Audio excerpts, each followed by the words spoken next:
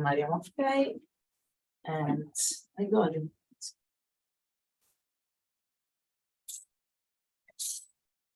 Yeah. Okay, so I am Maffei. I'm postdoc in the group of Alexia, in the former group of Alexia in Grenoble. And today I want to present you this work we did with Alex in collaboration with Andrew, which is the response to this archive fire, still not published. So as you can see from the title of this work, it touches one of these fundamental questions that Andrew listed this morning in his talk, that is our concept of information and energy fundamentally connected even when we are at zero temperature. And this is indeed, this question is hidden in this title. Let's say that in this work, we rephrase this question like what is the fundamental energy cost of acquiring information? If you think about it, it's just a way to rephrase this fundamental question. And in particular, you see the fact that we are at zero temperature because I'm talking about entanglement generation. So the information that I'm talking about, the information extraction that I'm talking about, is actually something that it is generated by the entanglement between a target system and the meter system. And then what I'm calling readout is really this extraction from a classical observer. Now, so the general question this work is answering is this about the energetic cost of information extraction. But we put it in a more, let's say, pragmatical fashion, because after all, the objective is to have an energetic gain in our energetic balance, and you have two ways of having this. Either you produce energy, as Andrew was saying this morning, you do this engines to produce energy. Either you try to spare it. So in this case, it's rather the second strategy. The idea is to quantify precisely what is the relation between the amount of information we can extract and the energy that it costs, how this depends on the features of the system, and then harness the feature of the system to do it with less energy, to spare energy. Now, of course, since I just say not the features of the system, so doing this in a very general, hyper-general framework is very complicated. So this for me is beyond my capabilities. So what we did was rather to consider a specific optical setting. As I mean, Alexia already thought about it, and I'm going to talk again about it. So we applied it to a specific optical setting, this spin-photon interface. I think I talked enough about the title. So what is this specific optical setting? What is the spin-photon interface? Is something which is strictly connected with what Alexia described. It is our very favorite wave-guided QED setting, this one-dimensional atom. So there is this two-level system which is coupled with a field that propagates in one dimension, in 1D, in input-output relation and everything. And the sketch there is just a possible implementation of this system with an artificial quantum dot embedded in a micropillar cavity open just on one side that creates this directionality of the field. And as Alexia said this morning, one of the reasons why we like this particularly this system is because we are able to solve its dynamics in a closed fashion. So it's unitary global dynamics of the qubit and the field with this collision model, as I will give more details. And so what is a spin-photon interface? Is just the one-dimensional item that I showed you before, but we add a spin in it. path. We make it spinful. So it's not anymore two level, it becomes 4 level. Okay, very nice. So we are considering here also that it's degenerate, and because one of the most promising way to implement these devices from the technological point of view is to make it degenerate. So this is the case we are starting. So now what happened is that there is the conservation of the angular momentum, of course. So there are optical selection rules that will determine the interaction, how the interaction between this light and the field and the spin will be, and this will create an entanglement between the spin and the propagating field.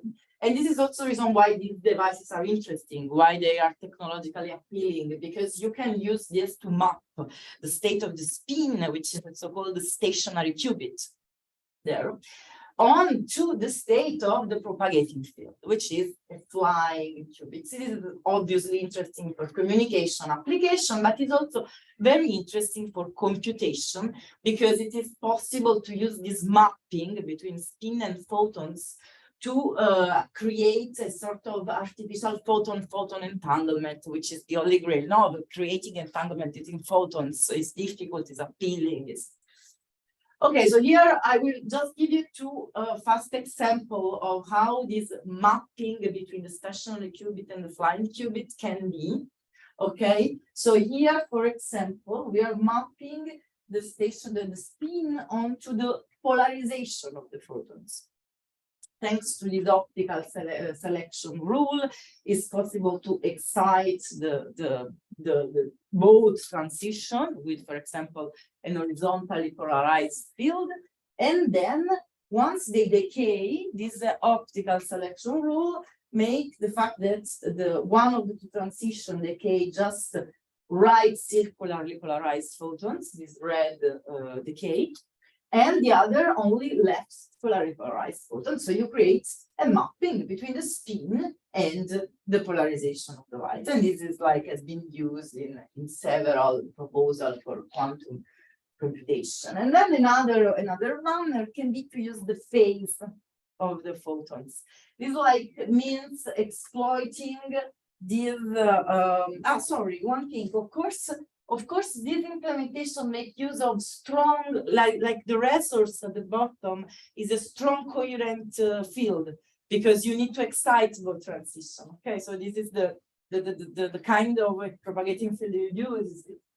And instead here you use another effect, which is somehow orthogonal, because it's instead something you only get with very when there is very few energy of the field interacting with the transition. So with single photons that are quasi-monochromatic, so these long single photons, and these long single photons, they take this space. This is very well known for a two-level system. So this is this pi phase that a single photon takes from the interaction when it's scattered from a two-level system. But in this case, the photon only interacts with a two-level system if its polarization is the correct one for the selection rule. So what you have is a pi phase shifter, which is controlled by the spin, because they only interact if the spin and the polarization are allowed.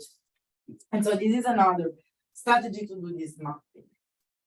And now, I guess, so this is the setting. The question is the one, so it's connected to my title. So we want to, as I told you, we want to connect the amount of information we can exchange between the spin and the propagating field, and the amount of information that we can extract at the end from this propagating field with the energy of this field, and with all the features of this field. In particular, we are interested in connecting it with the photonic statistics of the field. Which kind of field is a thermal, is a single photon, is a coherent. the idea is what I said before, is to find a strategy to make this more efficient from an energetic point of view, harnessing is and I'll show you that we were able actually to propose something in this sense, because the answer to this question is yes, the photonic statistics does impact the amount of information that you can extract. So this is the people who contributed with me to this work. There is Loic, who is an experimentalist who is working on this system, and he was helping us to have, I mean, realistic. To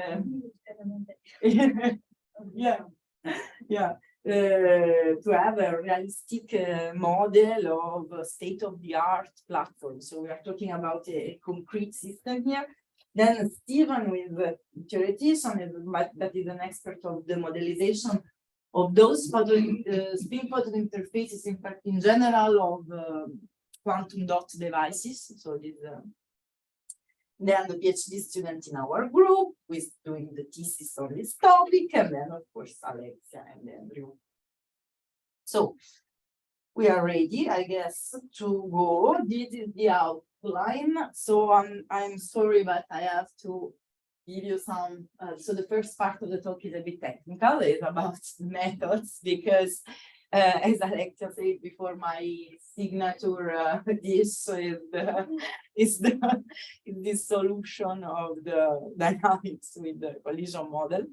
And here is very relevant, because it is very relevant. It was important to have it to be able to establish analytical connection between the information and the energy and the statistics of the field. So, and then the results, that is the answer to the question that I showed you before.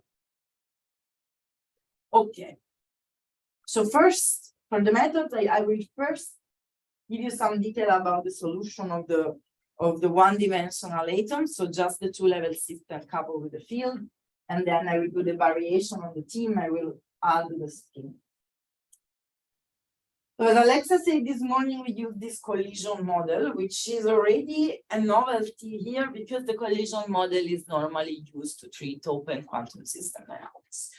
The idea is to we start from the Hamiltonian of the two-level system and the propagating field, which is an ensemble of infinite frequency modes, and coupled in this way, and then we decompose the field as a sequence of, we change the modes. So we are not looking anymore at frequency modes. We start looking at temporal modes, okay, temporal modes. And now the field becomes a sequence of those temporal modes. Here is a bit more in detail. So we discretize the time.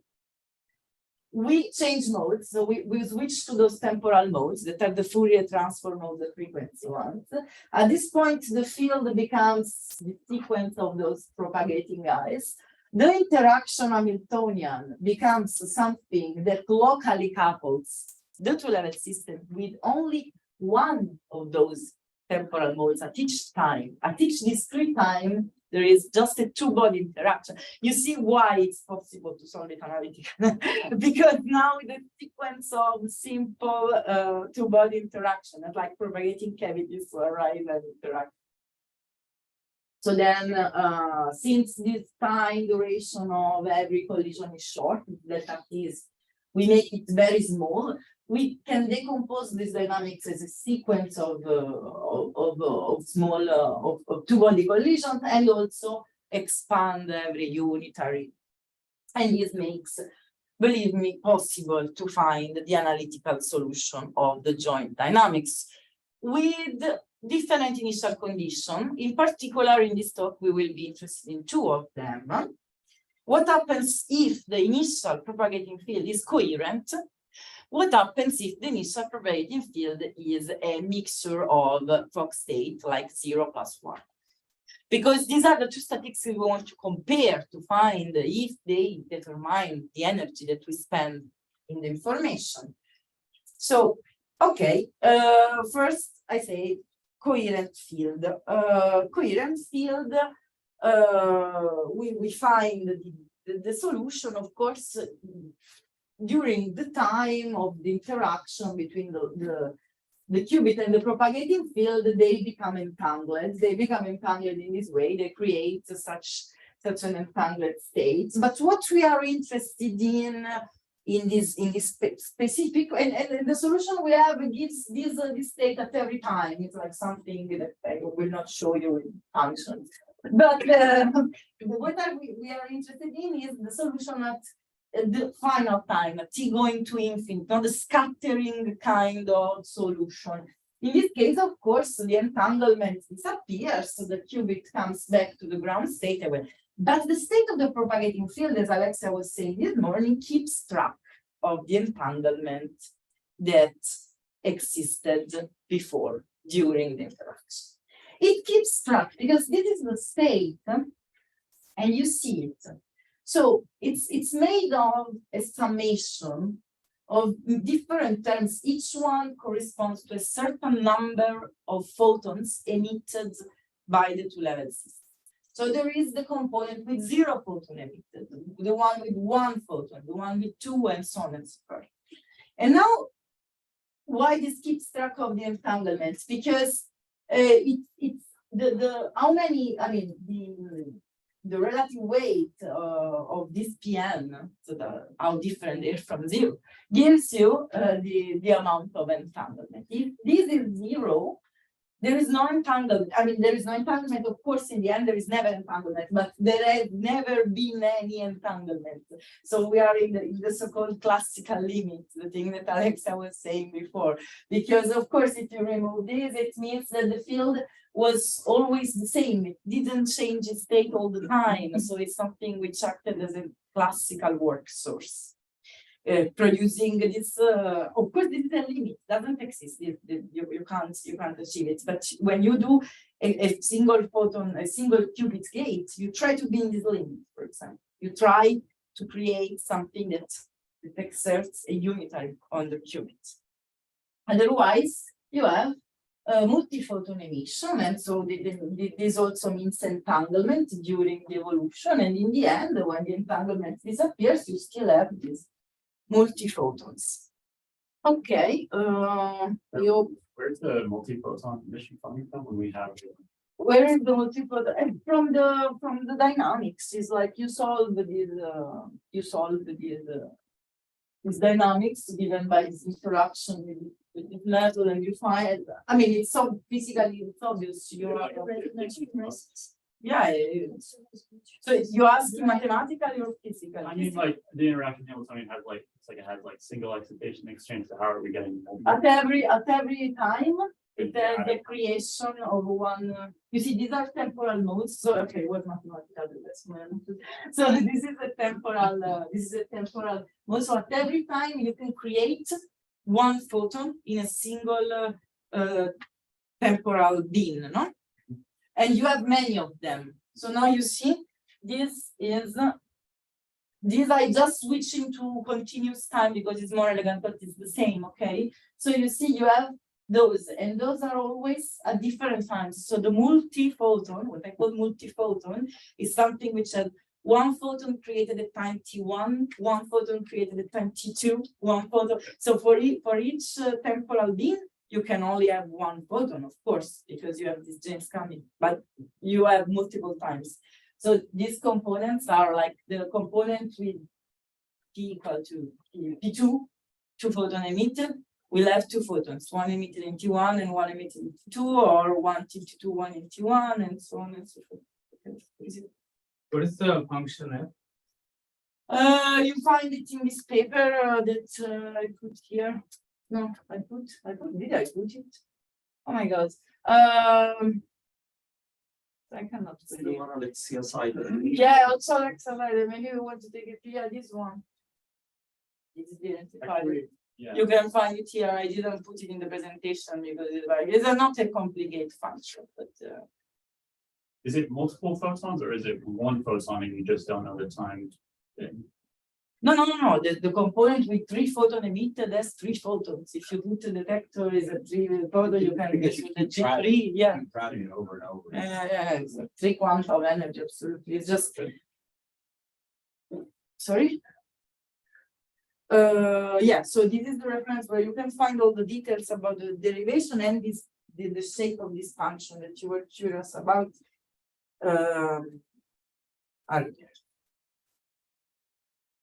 Well, okay. So now the point is that we are not dealing with the two-level atom, but with the spin-photon interface. So we have to add the spin. But fortunately, we are dealing with a degenerate system. So what happens here is just that you double the problem. Okay, so you have one two-level atom with the right coupled with the right polarization, and one with L. So it's pretty simple. So the complexity doesn't scale. And what happens is that so now you will see later what we are interested in this kind of situation. We send this coherent field as before, but now the coherent field we have to specify what is the polarization, no? Because now there is the polarization involved in the other story, and the polarization is H, so it's both R and L is a superposition, so it goes to interact with both the transition. And then the spin, we prepare it in a superposition of up and down, because you will see. So, okay, let's accept it. We prepare a superposition. And of course, then we let the system interact. And in this long time limit that I showed you before, what happened is that the system got excited, but then it come back to the ground state. So the state that I'm calling with this single arrow. And the state, the global state is this. Using the solution that I showed you before, we had only to add the polarization subscripts, but the solution is exactly the same. We find this. And again, of course, now the thing that the entanglement properties that I showed you before talking about the energy gets inherited by the spin-like entanglement. So in the classical limit where there is no multi-photon emission but only P0, there is no entanglement between spin and field, obviously. Okay. Now, we did the same with the single photon input. So again, we solve the associated spinless dynamics. So we go to the spinless system, the two-dimensional, the two-level atom. We solve with 1 photon. The initial state we consider is 1 photon. Now, of course, we have to write it in the proper bosonic modes of interest that are for us these temporal modes. We don't. Yeah, so we do this, then we find the solution. Believe me, it's in the same paper as before. You can find all the details. And the solution is this. You see what happens is that in this scattering, this is the long time solution. So in the scattering state of the field, the envelope, the shape of this photon got in principle, in general, changed. So this is another function with respect to this. But then there are some limits where this function is very similar. That means there is almost no deformation of the photon. And this is the limit I was talking to you before, the well-known limit of monochromatic, almost monochromatic propagating photons, very long photons, where indeed what happens is that this U, well, no, upsilon, I don't know, letter is almost equal to pi psi. I think they are upsilon. Upsilon, Yeah. nice. Okay, and so the atom works as a phase shifter in this limit. We add the spin again, so same story as before. We send 1 photon in, but now is an H polarized photon, so it plays with both transition. The spin is in a superposition in the long time limit. We obtain this guy with now 2 photons that are both deformed, and they look like this. And now you see in the limit where this epsilon is just equal to minus psi, so with very long photons, this effect of the phase shifter here produce this mapping. So in this long limit, what happens is that you send in one H, and you find out one V vertical, the orthogonal polarization, with a plus or minus phase according on the up or down. So this is like interesting because again, just to remember the framework. Now we're talking about mapping. We are looking for mapping. So everything kind of this thing, it's relevant for us. I guess this was enough of modelization. So the results. So about the results here, I separated the two things because the point is we are considering this situation. Maybe the easiest thing is to rephrase everything using von Neumann theory of quantum measurement. Probably is the most clear way to look at this thing. So the spin-photon, this 4-level system is and the spin contained the rain is our target. And the propagating field is our meter. I'm just rephrasing everything in these terms. And what happens is that the interaction that I showed you before that we solved creates entanglement, as I showed you before, this state. This creates entanglement. And this entanglement can be called pre-measurement. If we use this von Neumann theory, it's called pre-measurement. Because in this generation of entanglements, there is actually some information that's mapping from the qubit to the field. And then the real measurement, in the sense the moment where a classical observer acquires this information, is called the readout. Means that this classical observer does a measurement, a projective measurement on the field at this point, the quantum meter, and extracts from its state the information on the screen. So I separated here these two moments, let's say. So here I'm talking about how much entanglement I generate. So how much information I just pass from the spin to the propagating field. And here, how much of this information I can extract, me as a classical observer looking at the field. Okay, so, and how much entanglement? So these are the last two slides, I promise. Done, it's done. Then we have lunch. So, and this is the result. So let's try to make it. Okay, so this is the entanglement generation. What we did was to quantify how much entanglement I generate between the spin and the propagating field with the two different statistics that I showed you before. In this regime of low energy, because we wanted to be fair, so to compare to fields that carried the same energy. So since we are comparing a coherent field and a mixture of 0 plus 1, we had to go to energies that stand between 0 and 1 for both.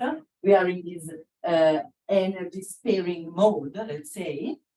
And we are here showing the result, the plot. So here we have the mean photon number carried by the two fields, okay, between 0 and 1. Here we have the duration, the bandwidth of the pulses. That means also the duration of the pulses, no? Okay, in the two cases. This coherent state, we can call it also classical state, as Alexa was doing before, and this is a purely quantum state, no? If we refer to the and then we see in here what we are plotting as a figure of merit to benchmark the amount of entanglement is the simplest possible that you can use to do this benchmark when you are dealing with this pure state. Is just this, the overlap between these two guys. Nothing simpler than this. This is the state the state is entangled maximally if those are orthogonal. And it becomes less and less entangled until becoming separable when these states become more equal between. So this is also called Bhattacharya coefficient. And so 0 means maximal entanglement. And you see that 0, so maximal entanglement is never reached with a coherent field at low energy. You can, of course, reach an amazing entanglement, but with more energy. So in this regime of energy sparing mode, you can't. Instead, in principle, with a mixture of 0 and 1, you can. You see here, there is all a region of parameters, which we will show later, in principle is accessible experimentally. Sorry? Superposition, yeah, sorry. Which is that gives the maximum. So in this sense, when you want to produce entanglement, so information mapping at low energy, it's more convenient to use quantum superposition. So there is a sort of quantum advantage. Spin spread out. So the question is, okay, now I created I mapped the information, but can I extract it from the field? Otherwise, it's a bit like, So here what we propose, in order to analyze it, to reply to this question, you have to have in mind a concrete way to extract the information. So you have to have in mind, okay, what is the classical measurement I want to do on this field to extract this information? So here we propose this, again, like something extremely simple. The idea is I will use an interferometer which reveals the phase of the field after the phase gained by the field, the phase change of the field due to the interaction with the sample, with this spin-photon interface. And the phase, if it is plus or minus, so if it acquires or not acquires by phase, gets mapped thanks to the interference in counting, 0 counting if the phase becomes orthogonal, 1 counting if the phase is not. So we have 2 possible results, 2 possible outputs that correspond to, and then of course, I mean, we hope that they correspond exactly with the spin state up and down. So this classical measurement apparatus would be perfect, would be amazing, if there is a perfect correspondence. If this is up, then I always have 1 click. If this is down, then I always have 0 click. This is a perfect classical measurement. Of course, we were asking, okay, so let's see. We put 1h and the beta h, and we see if this classical measurement is very good. Is that because the classical measurement can be perfect, but can also be weak and still be good enough if you repeat it enough time to give you information. So let's see what happens. And a way to benchmark how good it is again the classical relative of the overlap that I showed you before, the classical Bhattacharya. And again, is a kind of overlap, but instead of overlapping the two-way function, we are comparing the probability distribution of the possible outputs. That in this case, I told is just 0, 1, so pretty easy. Exactly like the other guy, when it's 0 means they are very separated, perfectly separated, perfect measurement. If it's 1 means, if it's already 0.5 means that it's like tossing a coin, basically, so the classical measurement is not really good. And this it can be proved, this is always bigger or equal than the corresponding quantum one. Cannot be, the classical measurement cannot be better, let's say, it's pretty intuitive. And so what we did here was to do the simulation of these apparatus with the 2 different statistics, and we found these 3 changing. So we send single-photon or coherent field, and we changed the duration of the pulses. We also changed the shape of the pulses actually, but then we realized that nothing changes. this experiment is really not dependent on the shape of the pulses, so whatever shape, just the duration part. And so you see this area, the temporal one, this rectangle, is the one where we have the quantum advantage of the redoubt. Because here, you see in this rectangle, the black line is always below the blue line. Why this means advantage of the quantum statistics? Because the black line is the classical Bhattacharya of the superposition of the quantum statistics of the single photon. And it is always below the quantum Bhattacharya of the coherent field. Now, since, as I said before, a classical Bhattacharya can never be lower than a classical Bhattacharya. Sorry, a classical Bhattacharya can never be lower than a quantum Bhattacharya. It means that there is no possible classical measurements that I can do with a coherent field that will go below this blue line. Every possible classical measurement with coherent fields must be above it. This is the lower bound for them.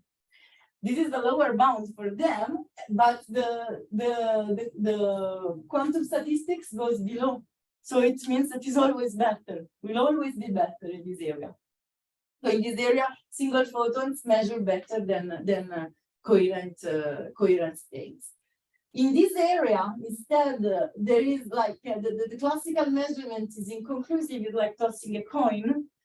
And in this small area in between, the quantum advantage is not so clearly retrievable from the classical measurement, because you see here the black line is above the blue dotted. So in principle, there could exist a classical measurement that someone could invent with another device like smarter than this, which is able to extract more information from the coherent field, even with a line that will be in between these two, no? So a bit lower, that, I don't know, it's still a small difference between the two and a small range of parameters. So we can assess that there is a large quantum advantage for the most of the regime.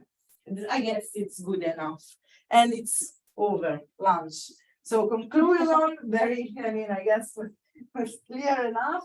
So we solved this unitary dynamics, solved the two-level system, and then the spin-photon. We compared this energy sparing mode regime, and with two different statistics, and we found that indeed the quantum superposition 0-1 performs better, so gives both more entanglement and a clearer, more readout of the spin. And it's, thank you.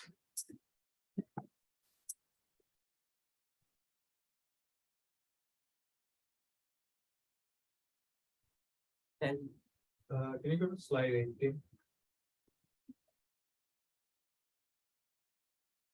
Yeah, I'm trying to understand these plots better. So the way I see it is for a coherent state, if you have the magnitude of beta small, then it's almost like a superposition of 0 and 1. This is the magic. This is the reason why I like this result. Because the coherent field is almost a superposition of 0 plus 1. But apparently the spin senses that is not. This is I guess indeed is something we should emphasize more. You are right. It's not the thing is not exactly. So I guess that this the fact that it's still an attenuated coherent field, so its coefficients are forced to be in a certain. I mean, the coefficients you can attenuate, but they remain like an exponential for. And so it gives this difference. I think this is the reason. And we are talking about something that, this is the result of a simulation that can be reproduced because you don't, to do this. So we use the analytical model to find exactly the point where the black line was was passing to understand better this result, you see, but actually this you could reproduce it with a numerical simulator, and you find that if you increase it, if you continue and you increase the energy, after a while you start finding indeed points of maximal entanglement here and there. But yeah, yeah, thank you for asking me. I think it's an interesting feature.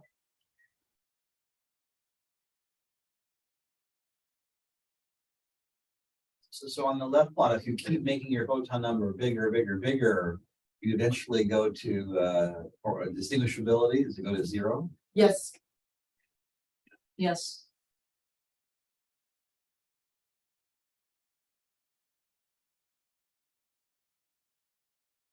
And you mentioned that it's better to have these very, very long pulses. Like if you go to your next slide. Yeah, this bandwidth, right? Clearly, so you say the small bandwidth or the long pulses is where you want to be. Why is that? Why? Because we are using an interferometer. And it means that we are like because in this example we are using the phase that it accumulates, the phase changing, and it's the effect that I showed you before. No, it is spin controlled type shift. If it was another kind of experiment where you instead measure somehow the polarization of the light, probably there would not be this, because you see in the end, I mean in the end is the quantum one that gives the lower bound. And you see, it's true that for very long pulses, you have a robust advantage of the quantum statistics, but you can have maximal distinguishability also for short pulses here. So it's indeed, I mean, it's possible to consider another toy model of experimental classical apparatus that works here, and it distinguishes on the basis of other theories. Just, I was wondering if you compared it with the paper that we published some time ago, like whose first author is Chianu, in which we have like a similar result in which like the single photon like superposition is better than the coherent field, and in which, I mean, we explain this by looking at the mutual information that is like between them and this type of thing. So have you compared this result with? So the results are completely consistent in the sense that in both systems we find the same. Because this figure of merit here is like it's really connected with the. There is like a very simple function that relates the mutual information with this. So it's the same. If you would plot the mutual information instead of this distinguishability, you would find that single photon perform better coherent. There we were using the mutual information because we had also thermal fields. So these for pure states, but yeah, it's consistent in this sense. So qualitatively it tells something about nature, if you want, about two-level system interacting with fields. While so mathematically it changes because the interaction is a bit different. There is dispersive, there is a cavity here, not so.